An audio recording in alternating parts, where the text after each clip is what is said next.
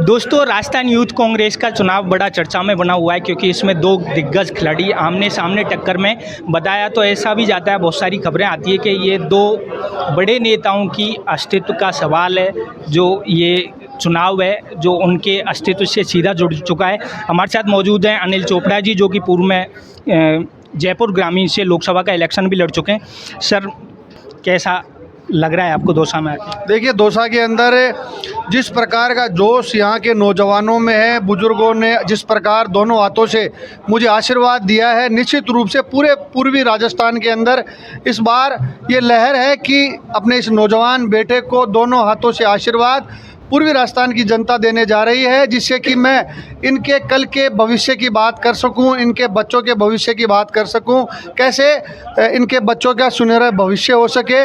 और नौजवान साथी जिस दोनों हाथों से मुझे प्यार आशीर्वाद दे रहे हैं, इनकी लड़ाई को बहुत मजबूती से लड़ने का काम करूंगा, सड़क पर इनकी लड़ाई को लड़ने का काम करूंगा। और प्रदेश के अंदर जिस प्रकार से चाहे NSUI के अंदर विनोद जाखड़ जी ने इस नशे के खिलाफ एक मुहिम चलाई थी, हम भी प्रदेश भर के अंदर नशे के खिलाफ मुहिम चलाएंगे और इस नशे को बाहर भगाने का काम करेंगे।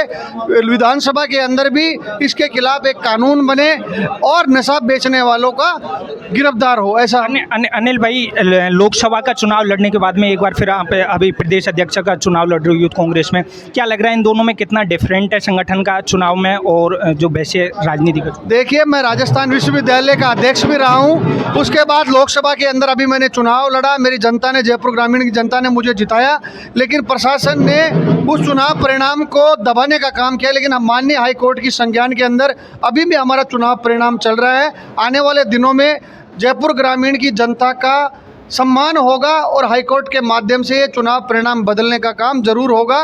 और मैं आपके चैनल के माध्यम से ये कहता हूं कि यूथ कांग्रेस के माध्यम से प्रदेश अध्यक्ष के पद में अगर मुझे मौका मिला तो मैं नौजवानों के हक और अधिकार की लड़ाई को बहुत मजबूती से लड़ूंगा। भाई, ये खबर आ रही थी, बहुत सारी उड़ती खबर आ रही थी कि वो मुकेश वाकर में और अभिमन्यु पूनिया में कुछ टकराव की स्थिति है, इसलिए अनिल चोपड़ा को बैक में करने वाले। तो ऐसे देखिए, टकराव की कोई बात ही नहीं है। ये चुनाव कांग्रेस पार्टी का आपस का चुनाव है। जो भी नौजवान इस चुनाव को लड़ना चाहता है वो अच्छे वातावरण में चुनाव लड़ रहा है। हम सब लोग एक हैं और हम सब लोग कांग्रेस पार्टी के लोग मजबूती से इस चुनाव को इसलिए लड़ रहे हैं कि जिससे एक अच्छा नेतृत्व निकल कर आए, जो कल इस सरकार के खिलाफ बिगुल बजा सके। इस सरकार ने जिस वादों के साथ प्रदेश के अंदर लोगों को और युवाओं को ठगने का काम किया, उसकी बेहतरी के लिए हम मजबूती से लड़ाई को लड़ सके। पायलट साहब का साथ मिल रहा है, पायलट साहब का आशीर्वाद मेरे ऊपर हमेशा रहा है। पायलट साहब ने पिछले कई लंबे समय से, चाहे विश्वविद्यालय का चुनाव हो और लोकसभा चुनाव, आपने देखा कि एक 30 साल के नौजवान को, जिसके परिवार के अंदर